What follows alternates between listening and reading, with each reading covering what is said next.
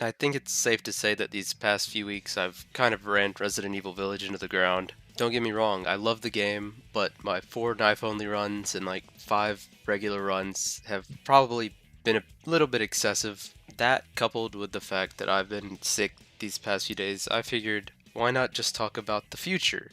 The probably fairly distant future in Resident Evil 9. And that could mean the future in literal real world time or in the in game universe time. Because as you may know, there was about a 4 year window in between the release of Resident Evil 7 and Resident Evil Village. And that's pretty typical for a AAA game that's making a sequel, minus games like Call of Duty. But you can't forget that we've also gotten Resident Evil 2 and Resident Evil 3 Remake in between the release of those two games. So it has been 3 consecutive years as of right now that we've gotten a Resident Evil game. With that in mind, I think it's safe to say that we're probably going to have to wait at least a couple years for the next Resident Evil main series game. If we get another game next year, it's almost 100% going to be a remake, and it's very likely going to be a remake of Resident Evil 4. And I don't think Resident Evil 4 should be remade just yet. It's a little bit early.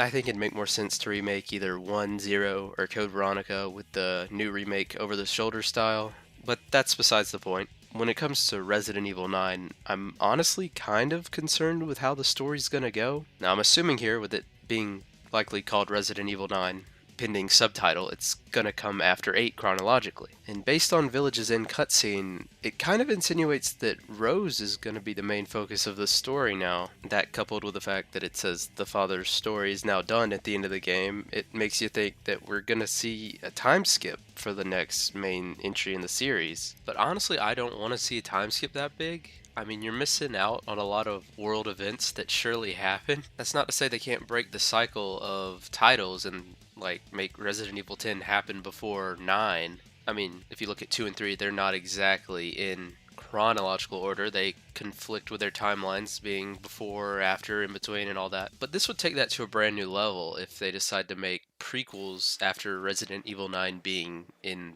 15 to 20 years in the future. The numbers won't really have any significance anymore. But the main reason I don't want 9 to focus on Rose in the future is because they've said multiple times that Rose has powers that are obviously superhuman. And the only character I'm okay with having superhuman abilities is Chris with his boulder punches. That's why my hope for Rose's story is that it will be concluded or at least started in a DLC for 8. I could see her coming back to the village for some reason or another, and there's some thing she has to deal with, because how can there be any more Ethan DLC? Who are you going to play as? If there even is DLC. We could see Ada, because there were scrapped ideas for Ada that you could see in the concept art with her Plague Doctor outfit. She was supposed to save Ethan from the trial, but I think it's more likely that Rose will probably get some DLC.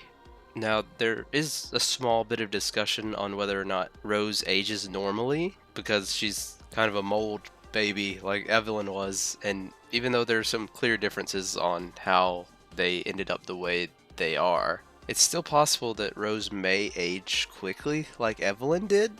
So I guess there's still a small chance that this isn't super far in the future like it seems to be, and maybe that's why we don't see Chris or Mia at all, because maybe they're gonna reveal later that it's only been like 1 year. And I think that'd be cool, but I don't know how likely that is to actually be the case. But what I think is definitely going to be important in the sequel is the BSAA.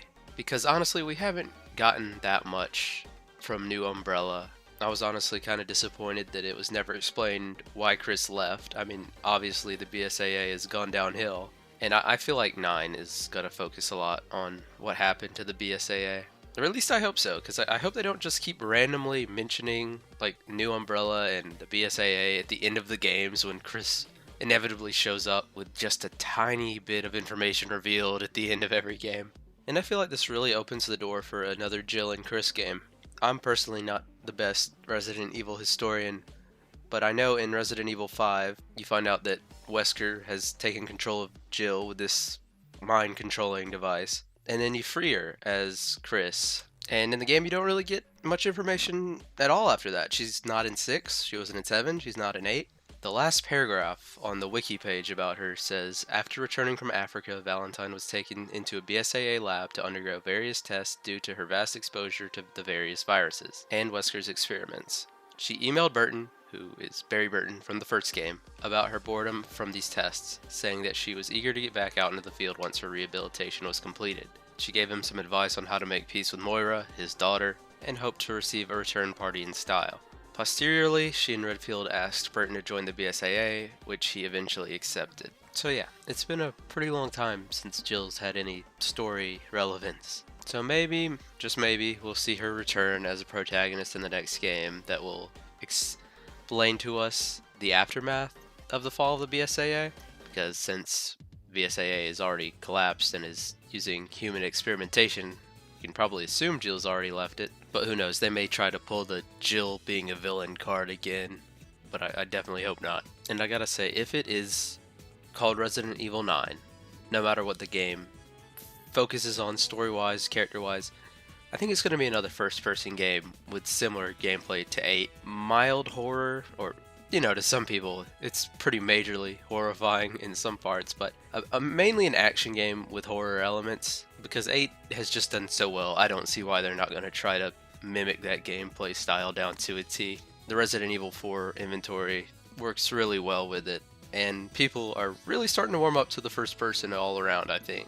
So yeah, that's my wish, is for Resident Evil 9 to be about Jill and what has she been doing in Resident Evil 8 style gameplay. And I can say with almost 100% certainty that we're going to get 1 or 2 remakes before this game comes out. And I'm not going to complain about that. I think they've done a great job with them. I know not everyone loved 3, everyone loved 2, but I think they were both great games. Anyways, that about wraps up my video predicting and hoping for what's going to be in the next main Resident Evil game. Fingers crossed for that Rosemary DLC, but if she is the new main character, I'll just deal with it. Hopefully they find a way to make it work and, not turn it into something awful. Yeah, there's plenty of people that think Resident Evil's awful because of the first person, blah blah blah, but I'm not talking about that now. That's the end of the video. Have a good one.